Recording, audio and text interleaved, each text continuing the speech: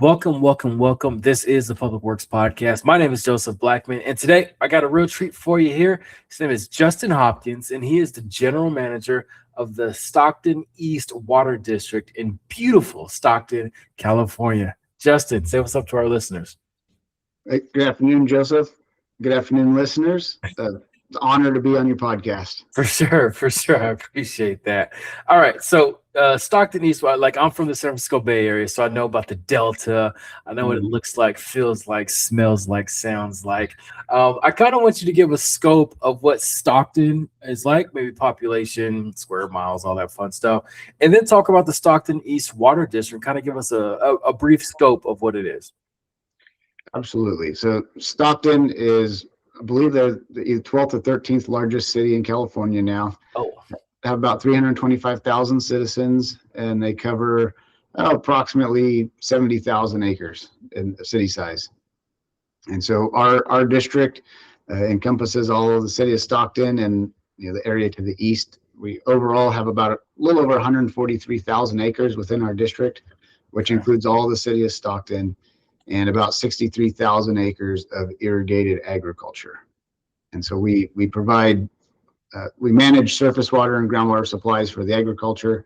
And then we have a 65 million gallon per day drinking water treatment plant that makes all the drinking water for the city of Stockton, but we don't deliver it to the customers. We wholesale it to 3 retailers. Those retailers then deliver it to the customers. Okay, so that's how it works. Gotcha. And you're the general manager, so kind of give us a brief, 30,000 foot view of what you're, what you're over, and then kind of give us a snapshot of a random Tuesday. What you're doing from the time you get to the office to the time you leave the office. You picked the perfect day for the example. But just kind of a 30,000 foot view of what I do. I have the pleasure of serving as the executive for the agency.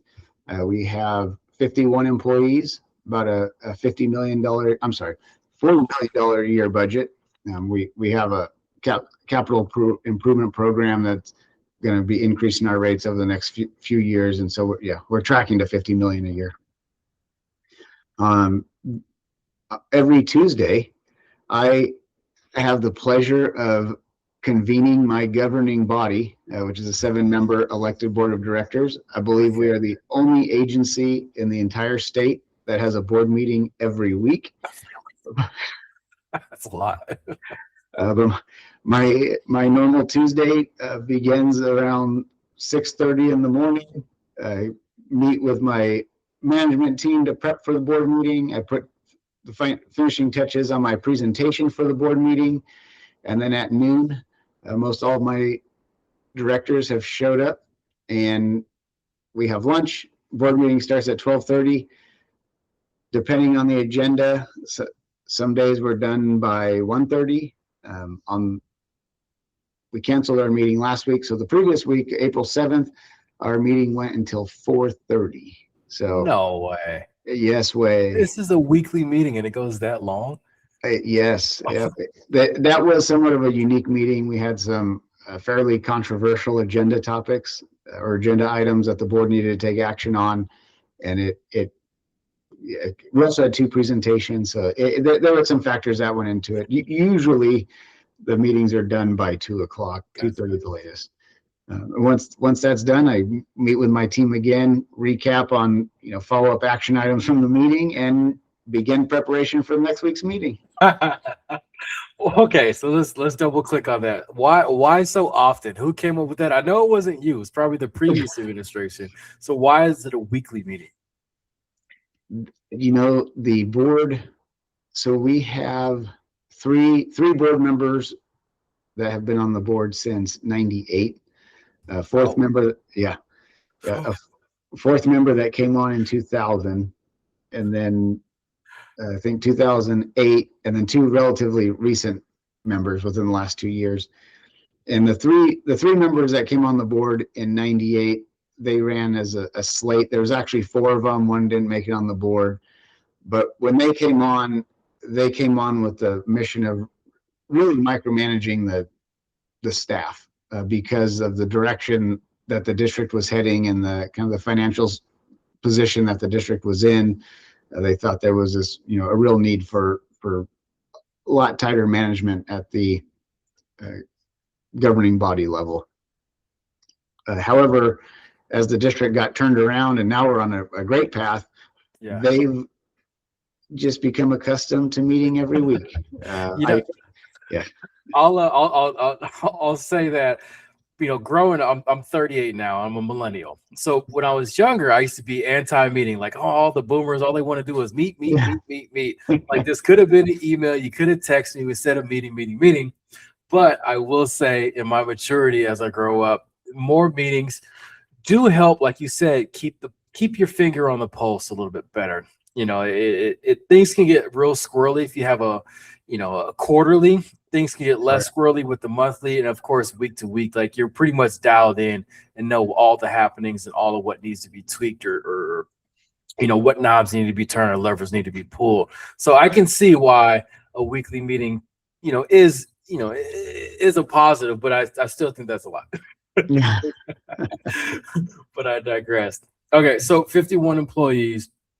We got to dive into the Justin Hopkins backstory. We know you didn't pop up as a mushroom yesterday and become a general manager.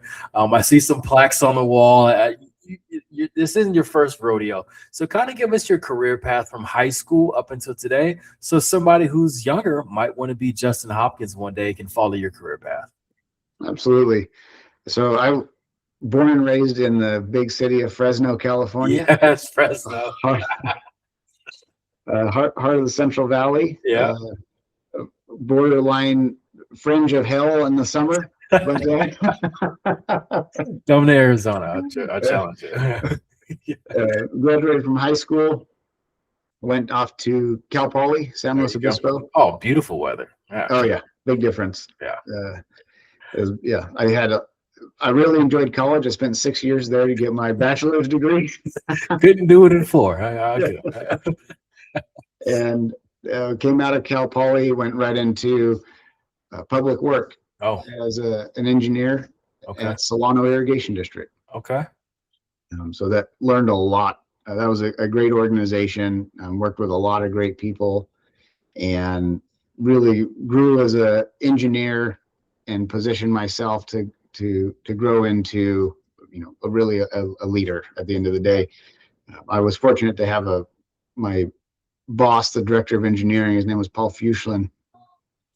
He kind of sat me down.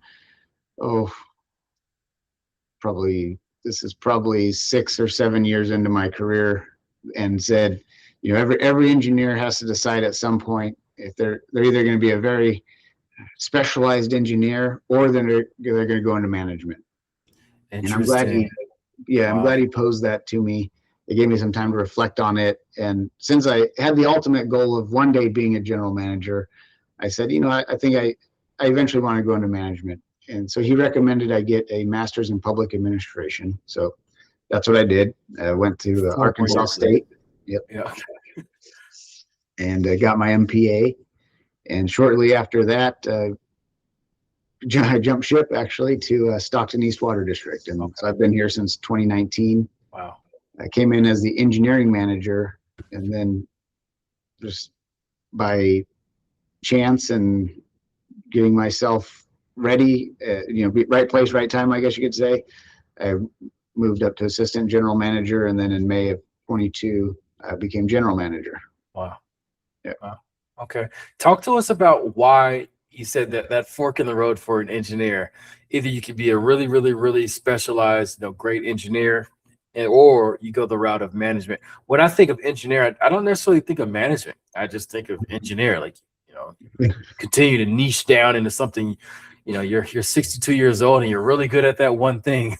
So why is it that fork in the road? And talk to the youngsters out there who might be at that position of like, man, which one should I choose, and kind of weigh the pros and cons. Yes. So if you go into down the path of being a highly specialized engineer, you don't necessarily have to be specialized in the sense that you only design this one specific thing or this one type of project, but you spend your whole career doing design, and so you become a very proficient design engineer. And extent of your management is, of a project.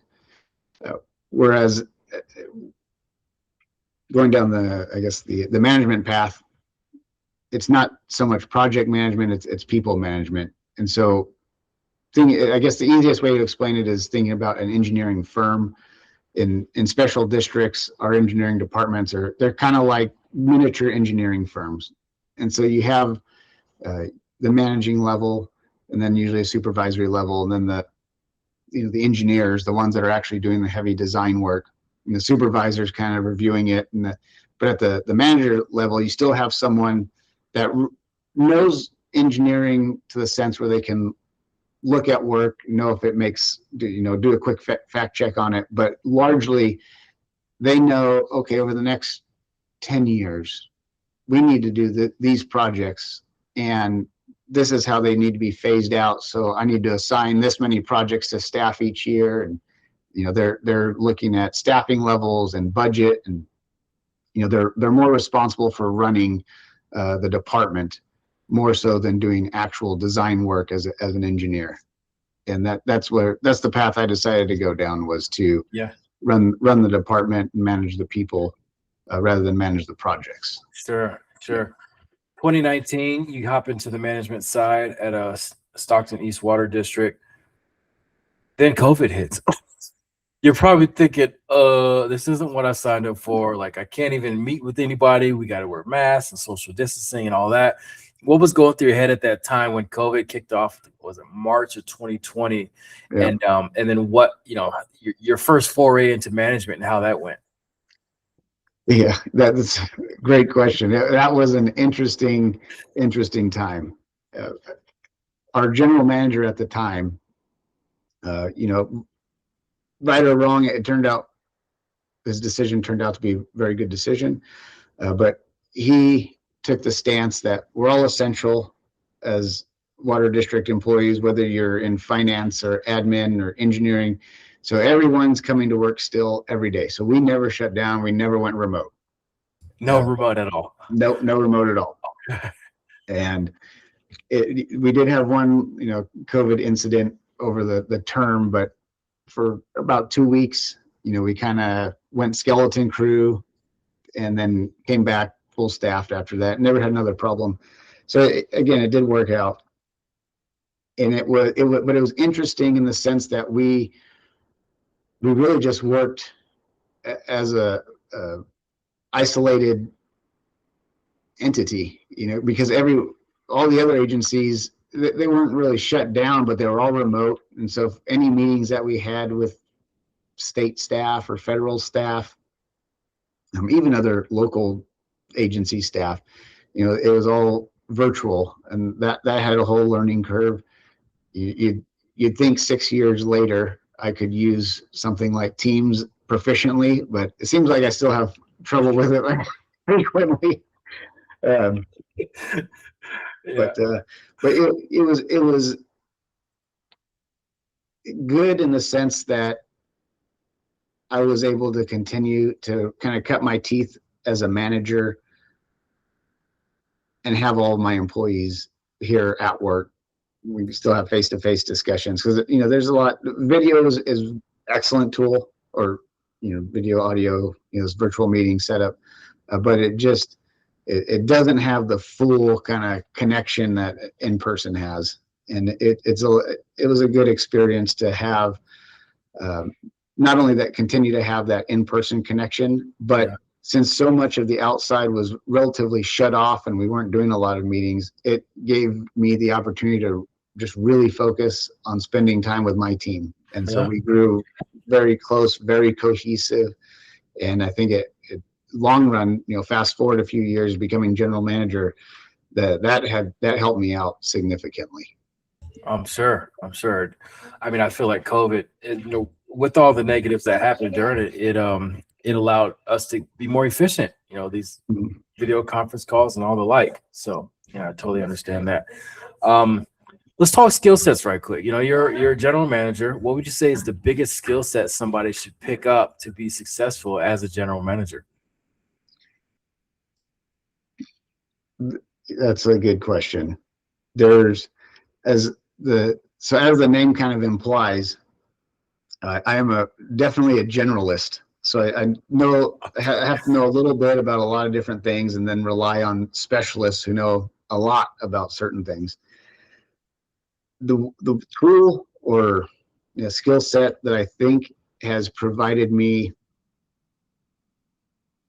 not so much the most advancement in my career, but has been something that has provided immeasurable value, not just in my career, but in general, because it extends way beyond just the walls of 8 to 5 at Stockton East, is kind of a mixture of collaboration and networking and relationship building. My position is a lot of just talking to people, and not necessarily talking to people where we're trying to fix something or address an issue. That is a big component of it, but just talking to people that I don't know who are in similar positions or similar organizations, and exchanging thoughts and ideas. And you never know where there might be an opportunity to collaborate with someone, or you run into an issue and you realize, wait, I talked to so and so from this agency. I remember him dealing with this, and they're another resource to help you navigate the unknown. Yeah. Oh, okay. Let's talk about the Delta real quick. So I remember growing up, water skiing in the Delta, boating in the Delta, fishing in the Delta.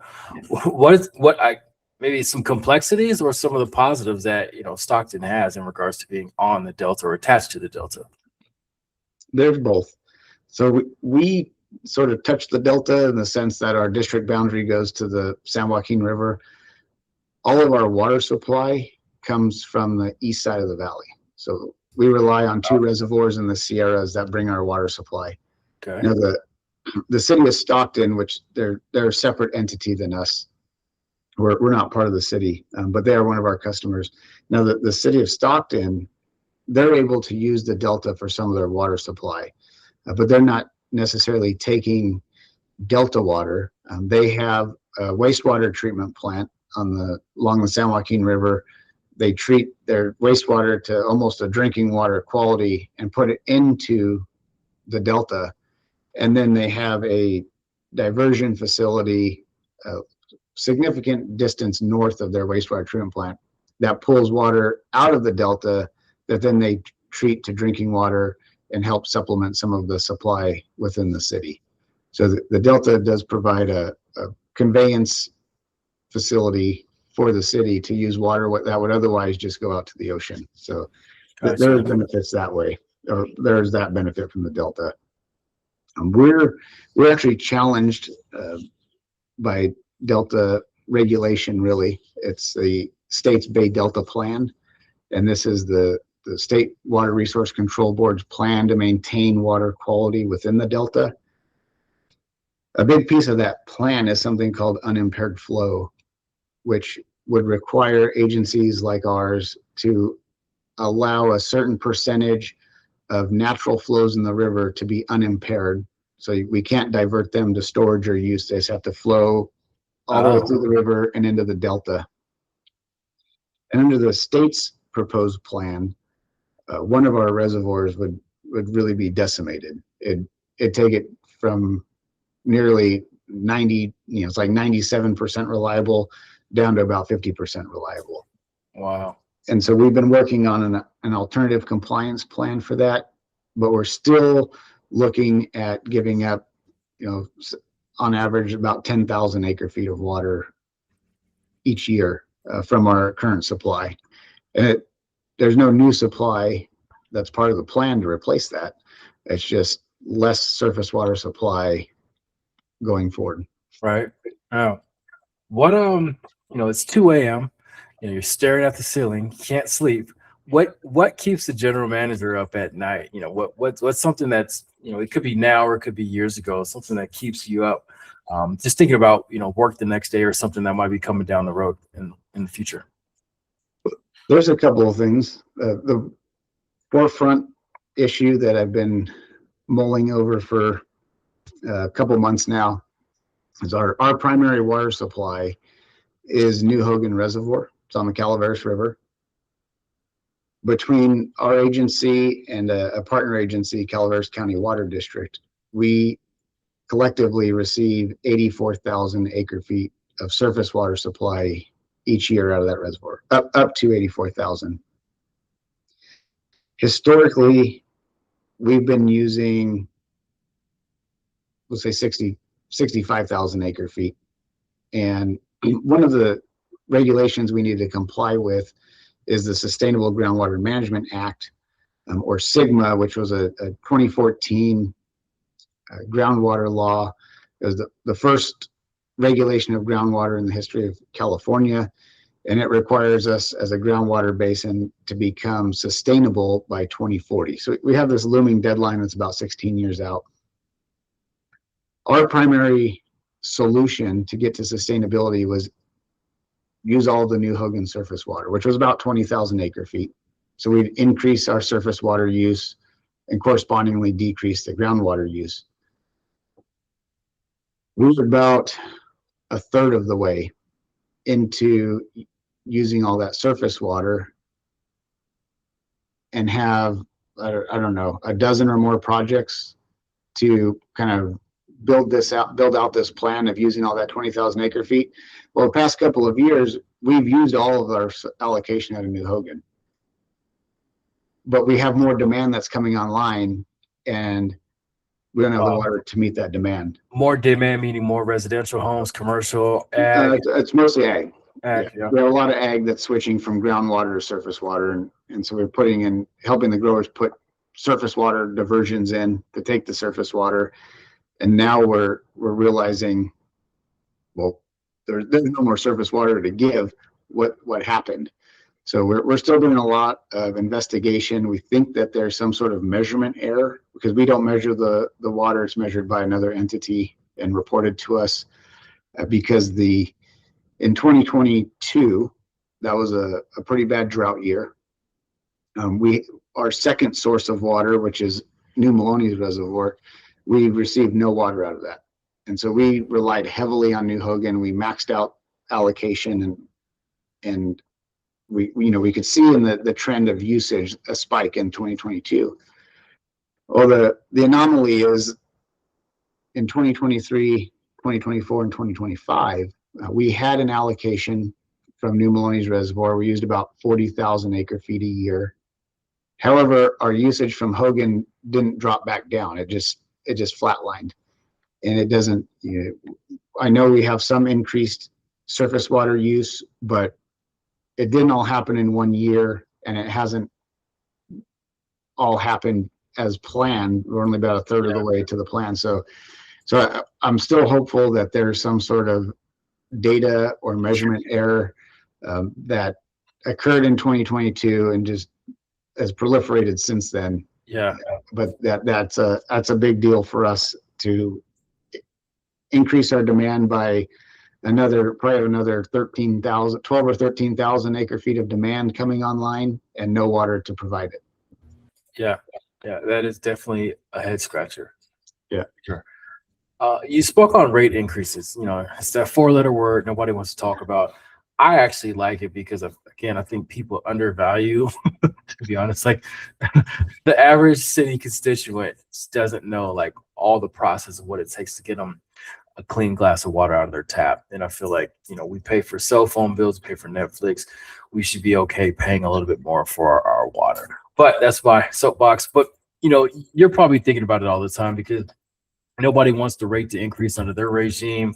You try to punt it to the next person because, who wants to go through that and hear all the nasty Facebook comments. So what's kind of your thought process or methodology to roll it out to to the constituents and say, hey, there will be a rate increase, and this is why, and like kind of what's your thinking through all that? So rate increases are something that I have taken head on. We as an agency have honestly been coasting along for a few decades. Most of our infrastructure was constructed in the 60s and 70s, and we've only collected revenues to cover O&M, no replacement. And first thing I did when I came in as general manager, I got the board to develop and adopt a strategic plan, then use that to drive 2 master plans. They're 50-year outlook for our treatment plant facility and our conveyance facilities, two independent plans, and they included 20-year capital improvement programs within those plans. And we then took those capital improvement programs to drive a rate study, and that we're currently in the process of a rate study on our agricultural side. So we just started, probably within the last month actually, of beginning public outreach to let the public know rates are going to change. We don't know how much yet because the study's not complete, but Sure. we have capital that needs to be replaced. We have other water supply projects that are going to develop new supply for us. Those need to be built to make sure we have enough water in the future. And, just be aware. We're happy to answer questions. We've already gone through this process on our municipal side. It's a little bit easier because we only have 3 customers. So as we developed our capital improvement plan, we kind of walked hand in hand with our 3 customers and said, these are all the projects. This is why we're going to do them. These are your benefits. This is the cost. And to fund these, we actually had to look at a debt plan. And so we walked through the debt plan with those 3 customers, told them how it's going to be, how we're planning to roll it out, how that's going to affect their rates. And they're looking at about a 9% per year increase for 9 years. So wow. Big overall, big cumulative increase. But at the end of the day, they don't like it. Obviously, no one wants to pay more, but they understood the need for it. And they bought into the idea of having these rate increases and knowing ahead of time, they can plan for it on the retail side because those rates are correspondingly going to need to increase as well. Yeah. No, I like your approach and just taking it head on. It's that elephant. How do you do it? You just start eating at it. So, all right, it is story time. I need a story from Justin. When something went wrong under your watch, what you did to fix it, and then what lessons you learned from it to apply to your future career. So we've had a very unique situation. It's happened to us 2 years in a row. Talk about act of God. But where are we in? I think it was July of 2024, and then again in September of 2025. I might have the months switch, but it happened in 2024 and 2025. We had a direct lightning strike on our switch gear for a pump station, and same pump station. Yeah. Yes, at the headworks of our treatment plant. So this is a 65 MGD pump station. Yeah. That pumps the raw water, that lifts the raw water to start the treatment process. Yeah. And the first time it knocked out our utility power for a week. The second time it knocked it out for 2 weeks. And there was hundreds of thousands of dollars worth of damage plus no utility power. We also, the first strike on day 7, fortunately it was the last day, our generator failed. But we were within hours of being re-energized by our utility power here is PG&E. So by the skin of our teeth, we made it through. The second time, our generator failed day 1. And so we knew we already had generator problems from the first experience. So we brought in a backup to the backup immediately. It all worked out.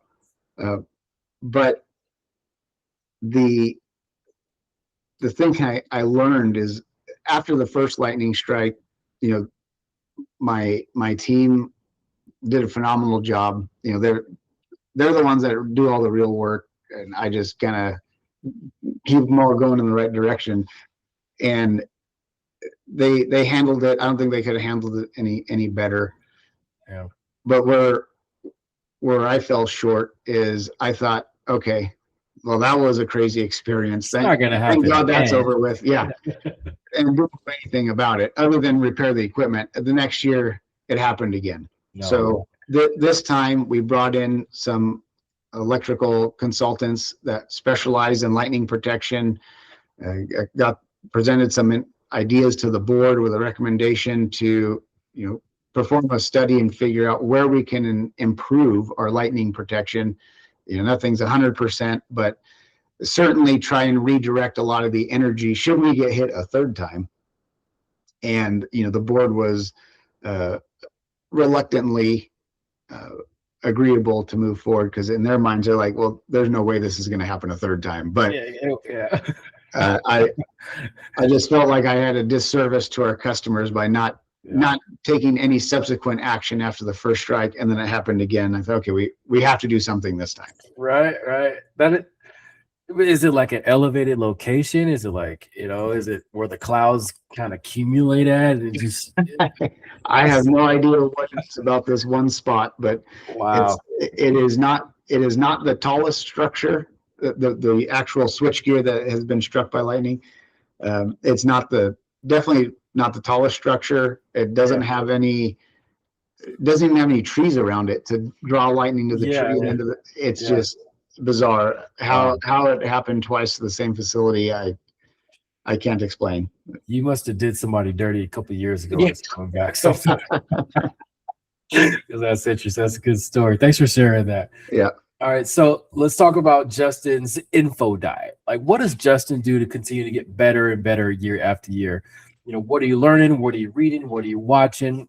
How do you continue to put information to your brain so you can be better every year? Well, I'm a firm believer in self-development.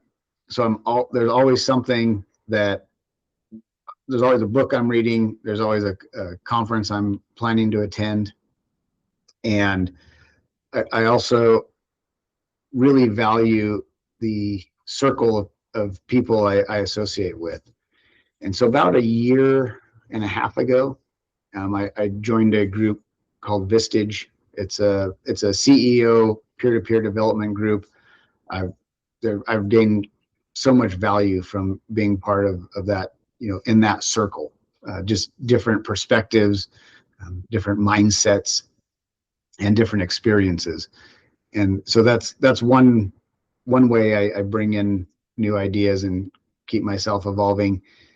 Books, I read everything from leadership to entrepreneurship to communication, meeting facilitation, the whole spectrum. I think the last few books I finished were kind of a 3-book series by Dan Sullivan and Dr. Benjamin Hardy. I think the Gap and the Gain, Who Not How, and 10X is Easier Than 2X. So wow. I recommend them, but constantly reading. Actually, I take that back. I hate reading. I hardly read anything, but I do all audiobooks. So I do a lot of listening. Yeah. But I mean, you're on calls all day. So what are you running in the morning? You listen to audiobooks. You're doing the laundry, dog walks. When do you get to squeeze in an audiobook? Because I never have the time. So one thing that I enjoy about my drive, my hour and 10-minute drive into work and drive home is peace and quiet. And so usually my whole morning drive in, so about an hour of the hour and 10 minutes is just listening to an audiobook. Yeah. So an hour a day, you can get through a lot of books every year. Okay. Yeah. 100%. All right. What would you say is the biggest misconception about what you do? Like, let's say you're at a dinner party, and of course the question always comes, Justin, you're a cool guy. What do you do for work? And you say, I'm the general manager of the Stockton East Water District. What do you think they think when you tell them that?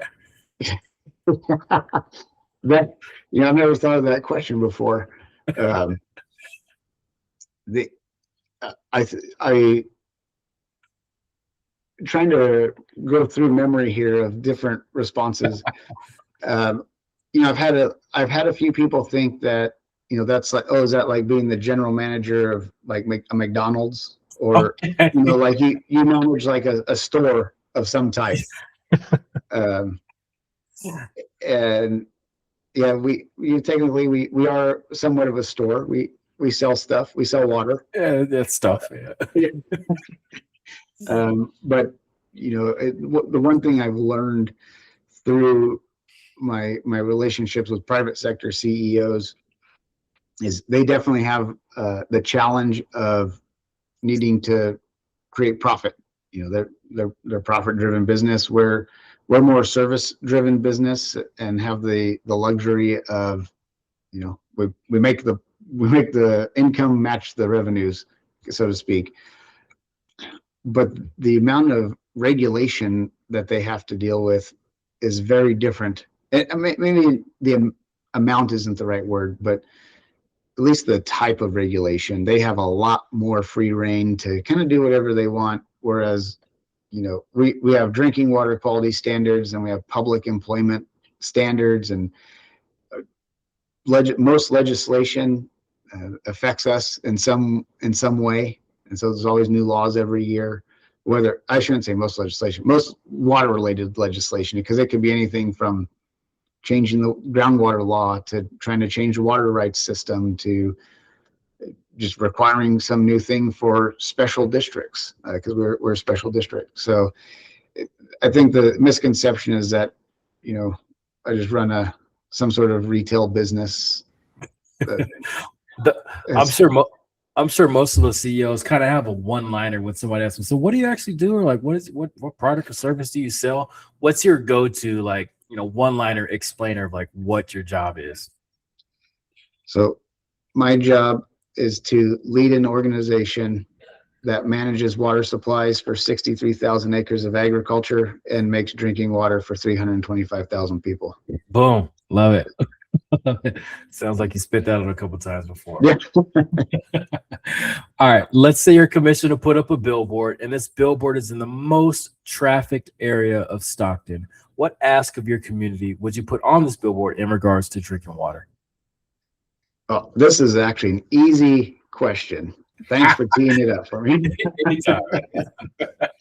I haven't done a billboard yet, but I've done some advertising on Fox 40. Okay. We're getting ready to do some advertising on Bloomberg. We're a sponsor of the Stockton Port, so that we can do advertising on their jumbotron during the games. We've done a significant amount of modeling, both with the California Department of Water Resources and private consultants, to look at several impacts, from climate change to the Bay Delta plan that I was discussing earlier, or groundwater sustainability requirements. And then I haven't mentioned it yet, but we also have a habitat conservation plan to protect the environment that's created by the Calaveras River. All four of those have water demands associated with them. And at our current supply, under max allocation, you know, the most surface water we can receive, by 2075, we're projecting to be about 42,000 acre feet of water short each year. And wow, if we get our average allocation, that number jumps to 75,000 acre feet a year of more demand than we have supply. And to try and put some context to what 75,000 acre feet is, and most crops in our district require about 3 acre feet of water, or which is 3 feet deep on 1 acre per acre of land. So if we had 75,000 acre feet of water less, that'd be 25,000 acres of agriculture, or a third, that have to come out of production.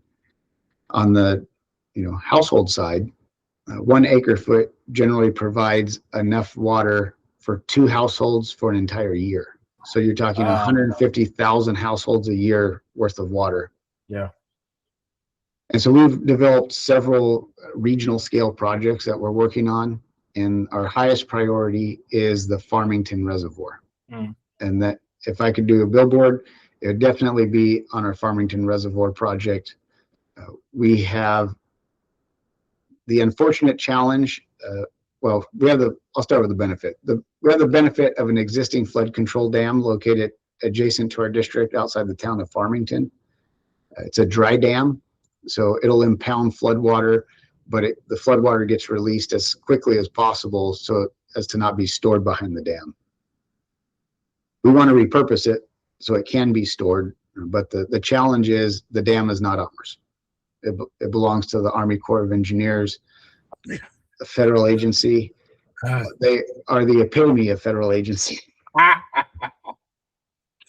We don't need to go into it, but I got you. Yeah.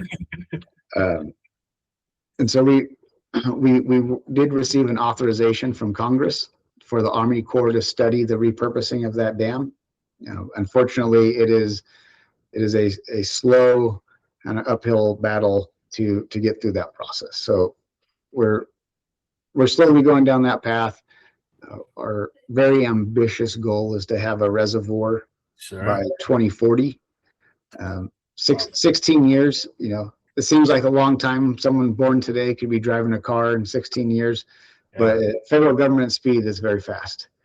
So we've been blasting our project out there to the public. We want them to be aware of it. We want to garner their support, mostly so that at the legislative level, federal legislative level, our representatives know that the community knows, the community backs this, and they're willing to, really go to bat in Congress and get us the authorizations and appropriations that we need to help progress this regional project. I mean, that's smart. You get the community behind it. Of course, the powers that be that are going to be running for, government roles are going to go, if we give them this, or we say we're going to give them this, we'll get the vote. Yeah. Makes sense. All right. One thing I like to focus, I feel like we have some of our best and brightest focusing on the aging infrastructure of our communities or of our infrastructure systems. I like to focus on the aging workforce. So what has Justin seen or done that kind of eases the blow of all the retirees, leaving the industry and then getting new people in the industry who might not be as skilled as the people who are leaving the industry? This is actually something I happen to be very passionate about. We've done a lot of work on this front as an agency. We restructured our organizational layout so that we have some redundancy from the management and supervisory levels, and then entry level and journey level, and tried to, we're relatively small still. We're only 51 employees. And so we might be relatively vertical in our organizational chart for the number of employees we have, but that was done by design to make sure we had a sufficient pool of in-house candidates to move up the organization as people retire or I hate to say it, but on occasion they do leave. And to support this kind of more vertical organizational structure, we developed an incentive program that recognizes employees who go above and beyond on their own.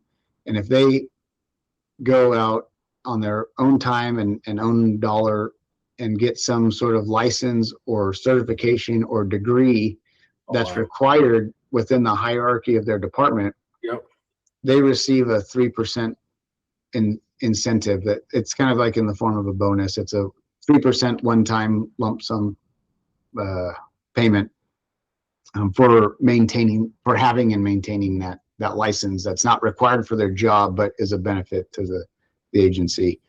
And we've had a lot of success with that program. The employees are going out on their own, they're advancing their skill sets, and then they're getting rewarded for it. And what that helps us assure is that as vacancies open up at the lead or supervisory or management level, not only do we have one or more in-house candidates that could move up, but that are qualified to move up.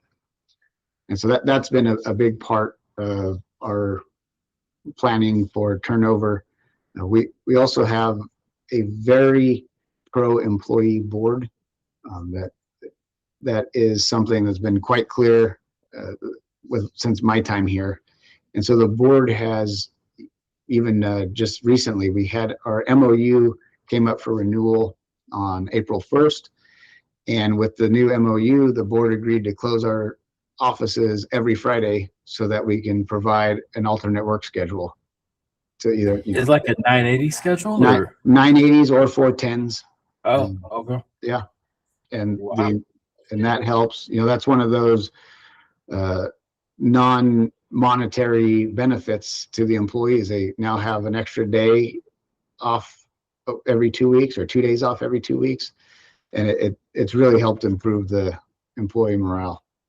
I'm sure. An extra Yeah. day you can do actual stuff. I mean, I remember working a job where every 7 days you get a day off, and it was huge because you get like a Tuesday off. You're like, I can go to the dentist, or I can go get my tires changed. You're not always doing it on Saturday. Yes. Yeah. Yeah, so that's huge. I mean, and to hear the pro employee board, that's really cool.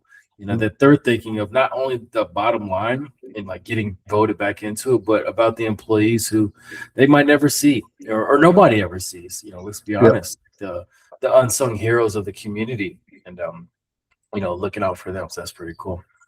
All right. Always like to leave a space on the show for you to thank mentors that you had along your journey.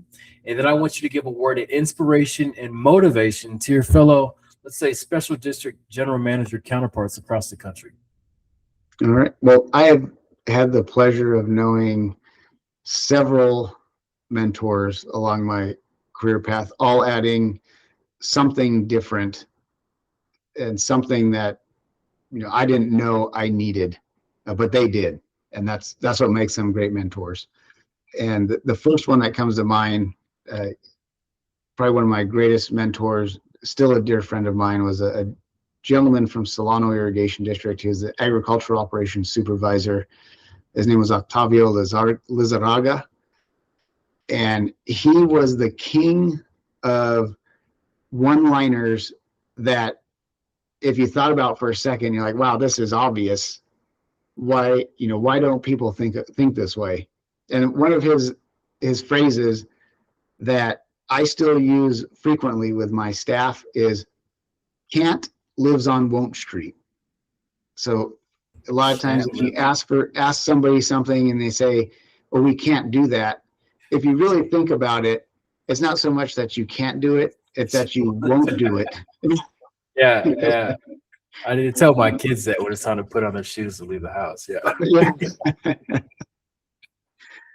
So he had a great influence on my career.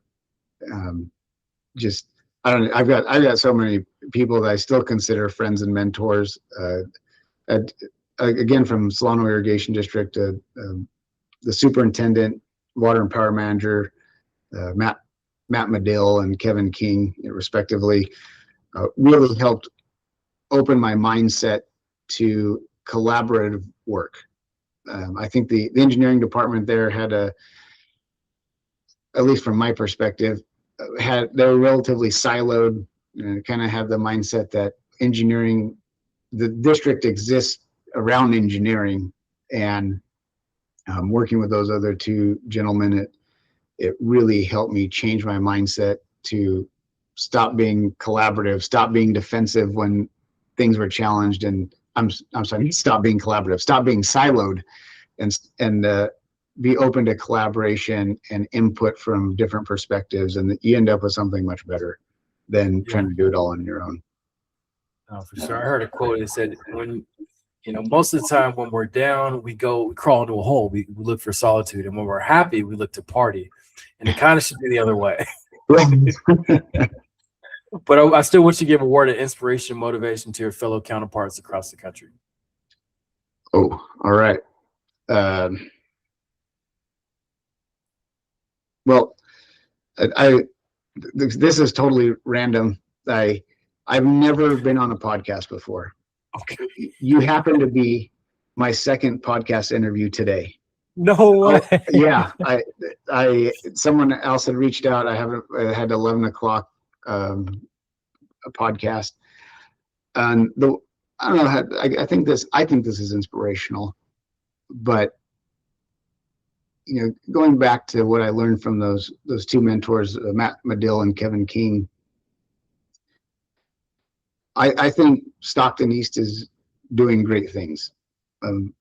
I have some bias because I'm the executive, but I'm not necessarily doing those things. I'm sort of setting direction, and I've developed I had the fortunate opportunity to kind of develop my management team, or select my management team, and then they've been able to develop their teams. And so we have some amazing people here that are really doing the great things, and none of that could be accomplished without my board. Now, there's definitely times of friction. We have different perspectives, but at the end of the day, they have empowered us to move forward on really important things. And so my message is, no matter how smart you are or what your position is or how much money you make, you can't do anything as successfully on your own as you can with a great group of people. And that living this role with that attitude has opened up a lot of opportunities for Stockton East, because we're more of a regional collaborator. We're not siloed ourselves, and it's allowed us to do these really visionary projects like Farmington Reservoir. Okay. All right. Let's say I'm coming to town. I'm coming to the Stockton East Water District area, and I text you ahead of time. I say, Justin, where can I go to get the best burger under your jurisdiction? Where are you going to send me? Ooh, burger. I've only been there once because I don't eat a lot of hamburgers. But East Main Street, I think it's called the East Main Street Grill or East Main Street Drive Up. It's you when you see it, you probably want to consider driving past it. But the burgers are phenomenal. It's in a less than savory area of Stockton, but excellent burgers there. Sure. Yeah. All right. East Main Street Grill it is. At least we won't get struck by lightning there, No, should be safe. All right, Justin, thanks for hopping on the podcast. Thanks for sharing your wealth of information and knowledge with us. To all the listeners out there, make sure you share this with somebody who you think needs to hear it. Justin, any final words before we get out of here? No, but I would like to thank you again, Joseph. I admire what you're doing. This is great to help get different public employees messaged out about all the work that they really do as public servants. Yeah, appreciate that. All right, well, this has been the Public Works Podcast, and thank you everybody for tuning in.